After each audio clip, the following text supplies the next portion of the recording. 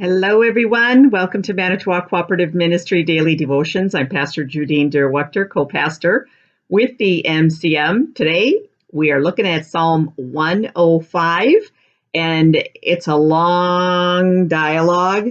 I'm only going to read you the first two verses, and then we're just going to talk about it so that we get an understanding. How might this be helpful for us today? So Psalm 105. Oh, give thanks to the Lord, call upon his name, make known his deeds among the peoples. Sing to him, sing praises to him, talk of all his wondrous works. And that's all I felt like I needed to say about this, because I can give you more of a grand summary of the rest of it. So keep this in the back of your mind while we look at it. Talk about his wondrous works. And what this psalmist then goes on to do for, oh my goodness, 43 more verses, is to talk about how God saved the Israelites from bondage in Egypt. And then there's this, it's beautifully written. It's very poetic, as the Psalms always are. And then remember, too, this would have gotten sung in the context of worship or a celebration. So it's a reminder of what God has done for the Israelites. So the psalmist starts it out by saying, talk about your experiences with God. Here's what our experience with God has been. And of course, the great story of the Exodus is, it's exceptional. There's a dummy down version in the movie The Ten Commandments with what's his name. But nonetheless, it's a grand story. And this is, the Exodus story is the pinnacle or the core value of the Judaic scriptures, that which they celebrate ongoing today. It's our Easter equivalent as Christians.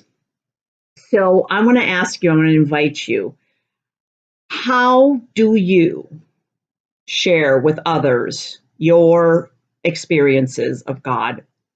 I'm known for using the term, oh, that is such a God thing.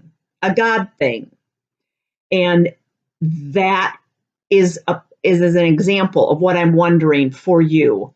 Where in your life would you be able to say to anyone, family, friend, coworker, whatever, in the context of a story, where you had an experience where this was a God thing for you? There's just no question. You can't make this stuff up, right?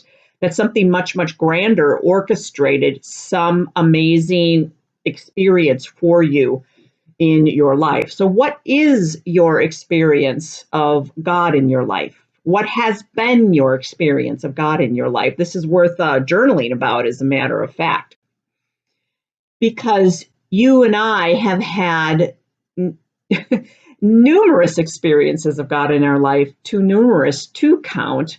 And if we have to sit here and dawdle in our mind's eye about, where was God? What is an experience of God in my life? Well, then we're asleep. We are not what we would refer to as an awakened person. We are not using our higher consciousness by any means. If we have to sit and think about what would be a God thing in our life, how we have experienced God. So we need to wake up.